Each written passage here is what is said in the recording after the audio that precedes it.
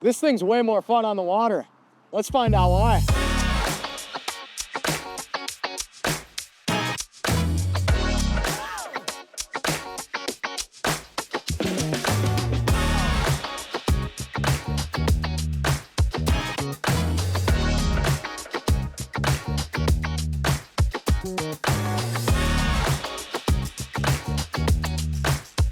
Hello and welcome to another Cedar Creek Motorsports overview. This time we're going to be getting through the 2025 Kawasaki Ultra 310LX-S Jetski. Let's dive on in. This Jetski is powered by their 1498cc inline 4 supercharged and intercooled 4-stroke engine with dual overhead cams and 4 valves per cylinder.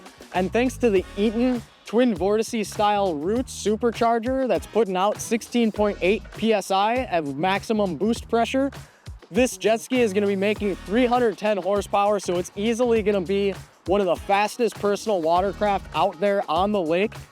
And thanks to the Deep V designed hull, this watercraft is both going to be super stable and very agile, focusing on performance and stability even when the water gets super rough. What Kawasaki also did to make sure that this machine can handle those rougher waters and all the carving left and right hand turns you're going to throw at it, they did put a semi-dry sump oil lubrication on here. That way, when you're pitching it over from side to side, it's going to keep oil going to the engine. You're not going to have an oiling issue there. Another really cool thing that Kawasaki did, since this makes a ton of power and it's going to create a lot of heat in the engine bay, they made sure to give it their inducted cooling system. So what that's going to do, instead of using glycol and a sealed cooling system like your car has and some other watercraft do in the industry, it is actually going to take the water from the surrounding body of water and pump that through the engine to help cool it down. So you're never going to have to worry about checking a coolant level. The only fluid level you're going to have to check is going to be the oil level. I'll show you how to do that in just a minute, but it's super easy to do. To get access into the engine compartment, you are going to want to remove both the seats. So at the rear of the passenger seat, there is going to be a tab underneath on both sides. You're going to press those on up, lift, and then slide the seat backwards. It does have these long tabs that locate underneath the main seat that you are going to want to make sure you slide those all the way out. And then under the main seats, there's another single tab right in the middle.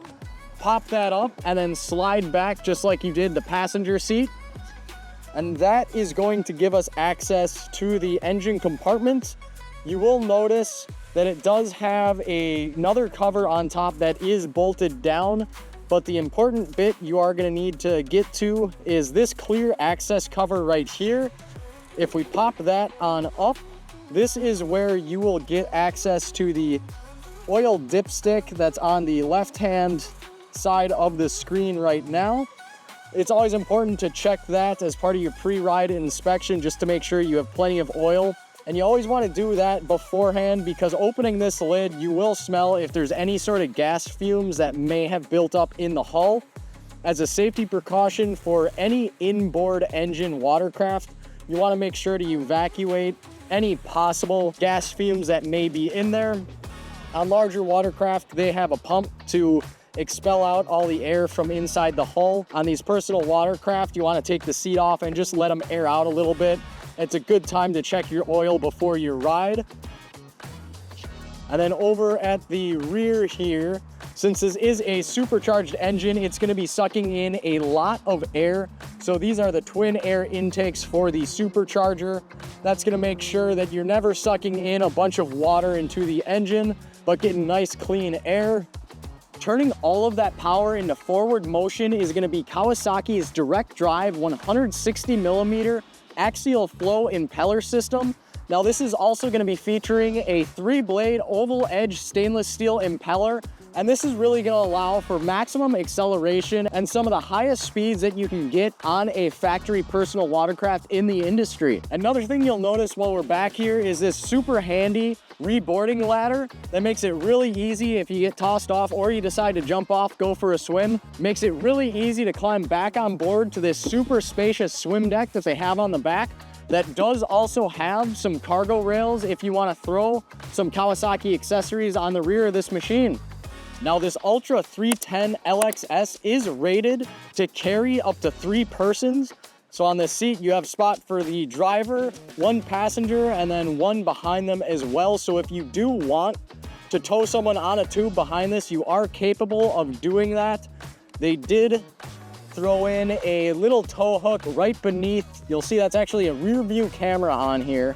So they got a tow hook hidden right there if you do want to tow someone, so you have a spot for driver, spotter, and then whoever you're towing.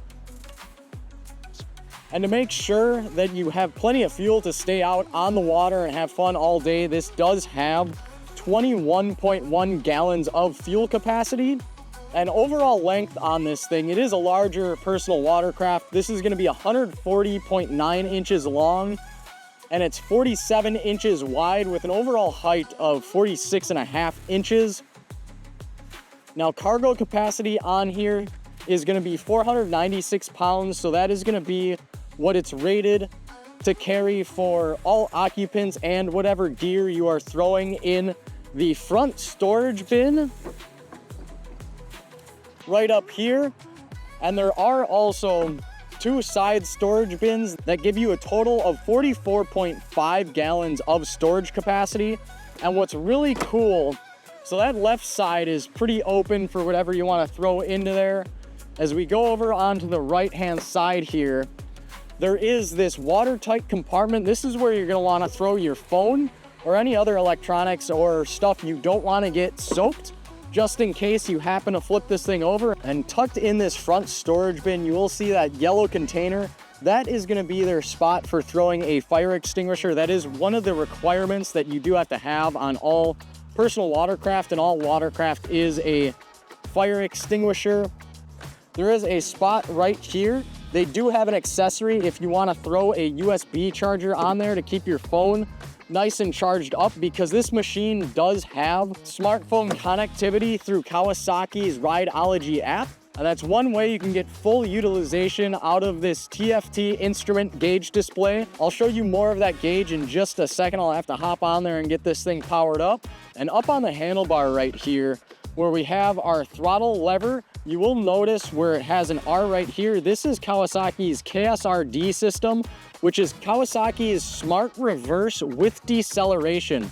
So if you're flying along and you realize you're going a little too fast and you want to slow your roll, you can hit that R, and that's going to help reverse the jet thrust coming out of the impeller to help slow this machine down. So that's really handy. They did that there. Also, if you are trying to maneuver around a dock or another boat, you can use that as a reverse to help maneuver this thing around, be a little more precise with what you're doing. And if we step onto the left-hand bar here, Kawasaki does have on the left-hand handlebar here what I've always known as a dead man switch. So they have this safety tether that you're gonna strap around your wrist, or some people I've seen attach them to their swimsuits. The wrist is a little more secure. What this is gonna do is, in case you fly off the machine, this tether gets pulled and that is gonna shut the engine off. So it's not gonna be ghost riding, flying into a bunch of other stuff. It will come to a stop as soon as possible because the engine will be shut off. And Kawasaki, on these more performance machines, they do give you 2 different programmed keys. These are gonna slot in the center of the handlebar right there. You'll hear a beep when it's fully connected. The black key is gonna be your full power, and the yellow key is programmed as more of a learner key or brother-in-law key. Something where someone wants to borrow it, but you don't wanna give them the full power. You can give them that yellow key and it's gonna be a little bit more tame of a ride. And while we are still on the left-hand handlebar here, you will notice where it says trim and then you have these 2 buttons. That is gonna be your trim system, so you can get this thing trimmed up or trimmed down depending on what you're doing. If you want the thing to handle a little better at high speed, you want to get the maximum speed out of it, or you're trying to jump out of the water and accelerate as fast as possible. You do also have the start button right here and a mode switch up on top. So back on the right hand handlebar, this is where you will have your controls for the cruise control system. You're gonna have the cruise control button and then your accel and decel buttons. So if you want to just get out on the water, cruise around, not have to be holding that throttle lever the whole time, you can do that. It's really cool Kawasaki put that on here. And this is going to be the TFT instrument gauge that's going to give you a ton of information of this machine and what it's doing. So first thing you'll notice, you have the basic mile-an-hour gauge. You do have a tachometer on there as well. What is really cool is they do also give you a boost gauge. So you're going to be able to see how much boost that Eaton supercharger is making. On the left-hand side here, you'll have the basic fuel gauge, help you keep an eye on how much range you have left. One really nice thing they did is give you an outside air temp and then the oil temp as well, so you can have an idea of how this machine is running. Over in the right-hand lower corner of this machine, you will notice it says power mode, FPO. That is going to be the full power mode. If we hit the mode switch on the left handlebar, that'll change to medium power. You hit it again, low power. And they did also add in a slow mode as well. So that's going to be great if you're just trying to get around the docks. You don't need all the power. You just want to kind of cruise around, be more accurate with how you are maneuvering. And they did also give you a trim indicator. So if you trim this thing up or trim it down, it is going to let you know, so you know where you're at. You're not going to get lost in the trim. And you do have your basic compass up on top and then a drive mode indicator on there as well. One other really cool thing with this TFT instrument display gauge is it is customizable. So if you look down here beneath the handlebar, we have this jog wheel and then a back and select button. So what you can do, if you press and hold that jog wheel, you'll notice the total time starts flashing. If you hit the select button, it'll turn green. And then you can use that jog wheel to cycle through a few different options for what you want it to display there. And then if you, instead of hitting that select button, you cycle that, you can get on over to the where it says oil temp, and you can select that and then cycle through a few different options. You have battery volt, air intake temp, water temp, and then your oil temp options. And if we keep doing the same thing, you can cycle on up to the compass in the top. If you hit that select button, it will allow you to select what type of compass you're going to have on there. If you want it to have heading on up, or if you want north to the top. I always find having heading up a little more handy for me, so it's going to be pointing which way this craft is pointing. And there is one other spot that you can customize, which is the lower left-hand corner, where right now it says outside temp. You can cycle through having outside water temperature or the outside temp on the left-hand display right there. And then what you can also do is by pressing and holding the select button, or the one labeled with a circle, you can bring up this menu section.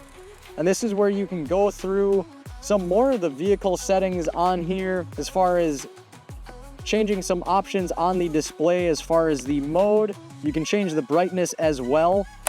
So they have a few different gauge displays that you can select to have on here, each that have a couple of customizable areas, just like I had just shown you. So if we go back, we can go down to brightness. You can have it automatically change the brightness, or you can manually do it. Now we're gonna head back. You can set basic thing like the date and clock, units. Right here is where you're going to turn the Bluetooth on and pair your phone if you are using Kawasaki's Rideology apps.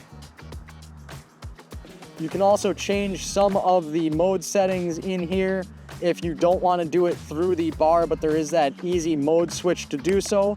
Through this menu, you can also get some vehicle information here that's going to tell you how long this thing's been running for, different temps, and your maximum speed on here. Some good information there.